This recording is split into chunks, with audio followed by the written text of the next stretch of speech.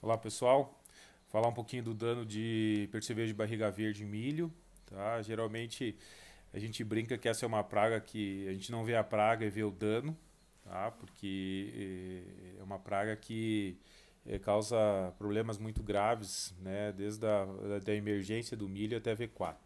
Tá? Então, se o produtor fizer a semeadura e demorar 10 dias para voltar a olhar a área, provavelmente ele já deve ter perdido o timing de manejo e provavelmente já vai ter sérios danos, né? Então é o que a gente vê essa foto, né? O milho primeira folha já com o dano.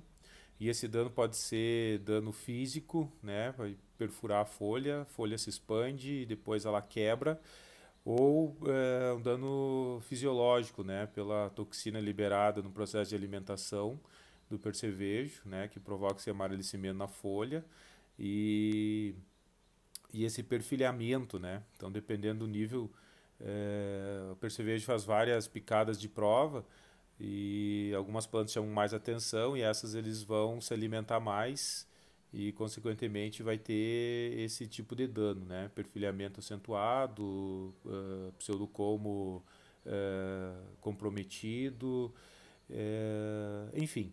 Então a gente, quando a gente vai a campo, a gente olha diferentes níveis de dano de percevejo, né? A gente começou a se perguntar, tá, mas qual que é a quebra de produtividade aqui individual por planta? E aí, em função disso, a gente resolveu colocar um trabalho de pesquisa a campo, né, que avaliou uma escala de danos. Então, essa figura mostra para nós diferentes níveis de dano, que vai desde uma folha, assim, um dano leve, né, uma folha quebrada, até um maior número de folhas comprometidas, para uma sequência onde as plantas estão com pseudocomo, né, com efeito fisiológico, até a escala 5 ali, que é uma planta com desenvolvimento internódio curto, perfilhos, folhas totalmente comprometido. Tá? E aí a gente, então, numa situação de campo, identificou várias plantas, né, numa área onde não fez manejo de inseticida. E em V8 a gente identificou essas plantas e depois a gente avaliou essas plantas. A gente avaliou, como vocês podem ver aqui, algumas características morfológicas de crescimento e desenvolvimento ali, né? Altura, e a gente vê isso. Altura de inserção de espiga, altura final comprometida, diâmetro de colmo menor, né? Até o nível de dano 5 a gente nem colocou na análise estatística porque as plantas simplesmente não produziram espiga, então a gente optou por nem colocar elas, né? E essa figura mostra bem, né? Uh, os diferentes níveis de dano e a espiga, respectivamente, a cada nível de dano. Tá? Então, nível 0, que eram plantas normais, sem dano, inclusive não tinha nem dano por Spodoptera. E o nível 5, né, várias plantas que simplesmente nem produziram as espigas. Tá?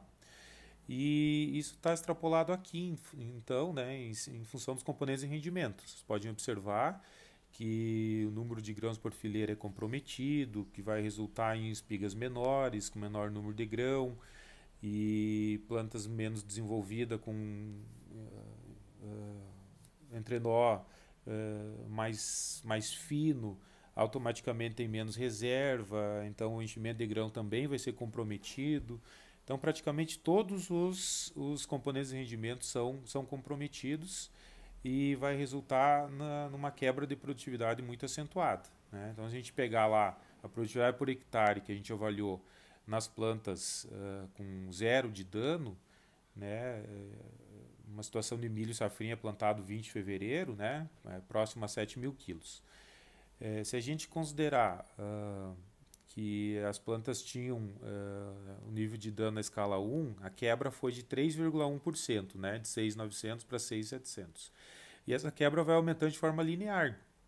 Né? Se todas as plantas tivessem ali um nível de dano na escala 2, ou plantas individuais né, com nível 2, duas folhas quebradas, essa planta já vai ter uma quebra de quase 15% no potencial produtivo. Quando essa planta tem 3 folhas quebradas, está subdesenvolvida, tem dano no cartucho, esse dano passa para 27%. Quando esse dano passa para a escala 4, né? 4 folhas quebradas, pseudocomo comprometido, essa quebra já vai para 54%, né? Mostrando então o impacto que o percevejo pode provocar nessas plantas. E o nível 5 foi aquela planta totalmente perfilhada, que simplesmente não produziu espiga, então a gente vai ter nível de dano leve, na escala 1, que é de 3%, passando por um nível intermediário de dano, que é o nível 3, que deu 27% de quebra, até o nível 5, que são plantas totalmente comprometidas com 100% de quebra de potencial produtivo, né? Então, é isso que a gente quer mostrar com esse trabalho. E aí discutir um pouquinho o manejo do percevejo, né, em função desses danos. Bom, gente, falando rapidinho do manejo dessa praga, quando a gente olha o potencial de dano dela e a gente olha o custo que o inseticida representa, né, a maior parte das vezes o inseticida representa 2 ou 3% do custo total de produção, né? Ou seja, uma aplicação de inseticida custa uma saca de milho por hectare, enquanto que um percevejo por metro quadrado faz várias picadas de prova e pode comprometer várias plantas, com dados que nos mostram que um percevejo por metro quadrado pode provocar uma quebra de produtividade de 7 até 10 sacas de milho por hectare. Fica muito fácil, então, a gente respaldar o uso dos inseticidas. O problema é que, muitas vezes, a gente consegue reduzir o posicionamento de uma aplicação com algumas estratégias de manejo, talvez seja esse o viés da discussão, né? Esse período da emergência V4, dependendo do manejo que eu faço, na safrinha, pode ser de 17 dias, 15 dias, ou pode ser de 20 e poucos dias. Então, a semeadura de forma adequada, com condições boas, o manejo de N na base e cobertura, tudo isso, né, o manejo de plantas daninhas, tudo isso está relacionado. Então, se eu conseguir, por uma estratégia de escape, né, eu consigo talvez reduzir o posicionamento de uma aplicação. Outra coisa é a aplicação, a eficiência da aplicação, né?